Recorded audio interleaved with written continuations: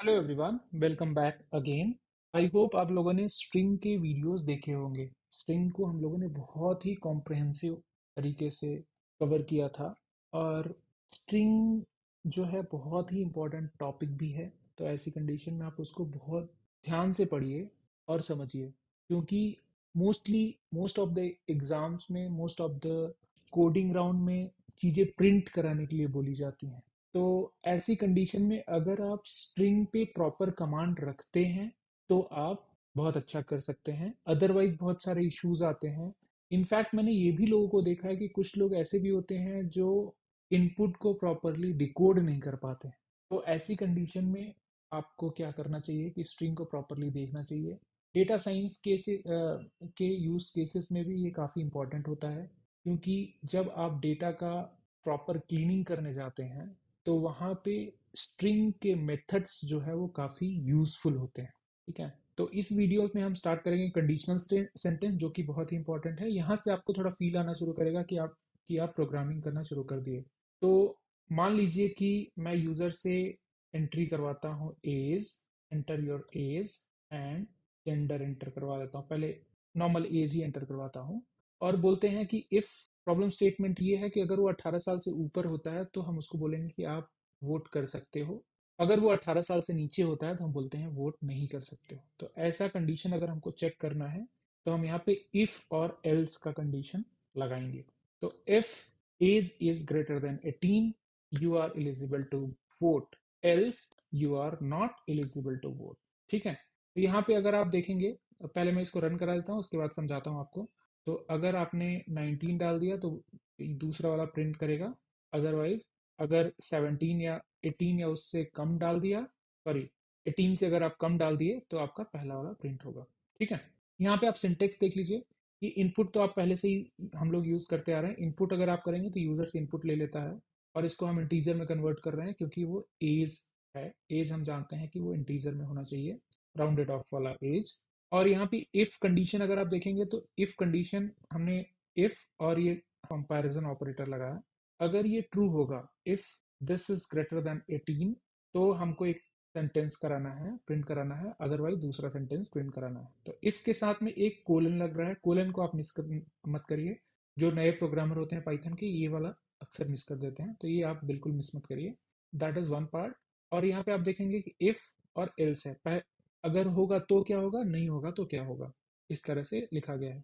एक चीज और आपको ध्यान देने का जरूरत है कि जब हमने इफ कंडीशन वाला लाइन से नेक्स्ट में गए तो यहाँ पे कुछ स्पेस छूटा हुआ है। स्पेस जो छूटा होता है उससे प्रोग्राम को ये पता चलता है कि ये इस इफ ब्लॉक में है, ये प्रिंट करना है।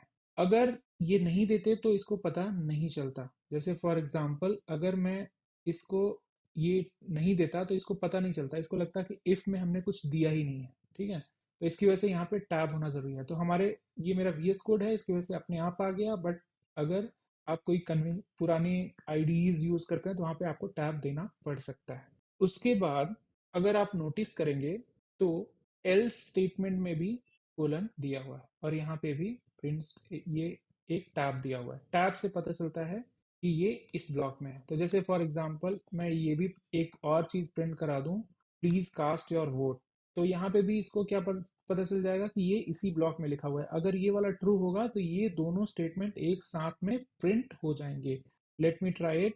19 अगर मैं डालता हूं तो ये दोनों प्रिंट हो गए, क्योंकि उसको पता चल गया कि इस ब्लॉक में जितने भी स्टेटमेंट हैं उसको हमको एग्जीक्यूट करवाना है। ठीक है, अब एक दूसरा प्रॉब्लम स्टेटमेंट लेते हैं जिसमें हम जानते हैं कि अगर फीमेल कोई होती है तो वो 18 ईयर के बाद मैरिज के लिए एलिजिबल हो जाती है, जबकि मेल होता है तो 21 ईयर के बाद में एलिजिबल होता है। तो ऐसी कंडीशन में हम क्या कर सकते हैं कि एज हमने एंटर करवा लिया, उसके बाद में जेंडर एंटर करवा दिया। अब हम यहाँ पे देखेंगे कि क्या जेंडर फीमेल है। If gender equal to female, हम फीमेल को एफ या मेल को एम ही प्रिंट वो करवाएंगे। अगर ये है तो क्या होगा, हम दूसरा कंडीशन चेक करेंगे।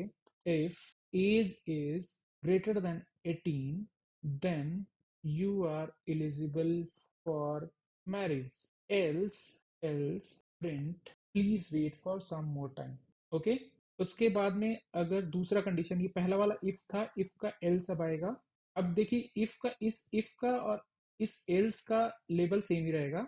यहाँ वाले इफ का इस वाले एल्स के का लेवल सेम रहेगा, राइट। तो आप यहाँ पे देख सकते हैं।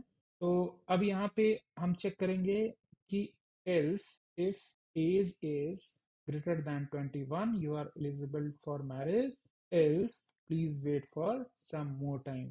ठीक है। तो यहाँ पे हमने क्या काम किया, इल्स इफ के अंदर में एक और इफ लगा दिया, इसकी वजह से इसको कहते हैं नेस्टेड इफ। ठीक है। तो पहले क्या पूछ रहा है, एज पूछ रहा है। मान लीजिए एज मैंने 19 दे दिया और जेंडर हमने एम दे दिया, तो कहेगा कि वेट करो भाई थोड़ा। फिर से अगर मैं सेम इनपुट देता हूँ, एज को 19 देता हूँ और जेंडर को एफ दे देता हूँ, तो बोलेगा you are eligible for marriage, you can go and marriage. Okay. तो यहाँ पे इस तरह से हम इसी मतलब इस तरह का मल्टीपल कंडीशंस को हमने ऐसे हैंडल कर लिया। ठीक है। अब एक और चीज हो सकता है, सेम चीज को अगर हम देखना चाहें तो ऐसे भी लिख सकते हैं, if if age is greater than 18 and gender is equal to female, then you are eligible for marriage. Okay. एक दूसरा कंडीशन भी यहीं पे लगा सकते हैं, और का कंडीशन हम लोगों ने पढ़ लिया था। और age you are eligible for marriage. और एल्स हम क्या बोल सकते हैं, एल्स बोल सकते हैं कि please wait for some time. ये भी सेम तरीके से काम करेगा, 19 प्रिंट करेंगे, एफ प्रिंट करेंगे तो कहेगा you are eligible for marriage. अगर हम कुछ और करेंगे तो नहीं करेगा। तो सेम सेम प्रॉब्लम स्टेटमेंट है।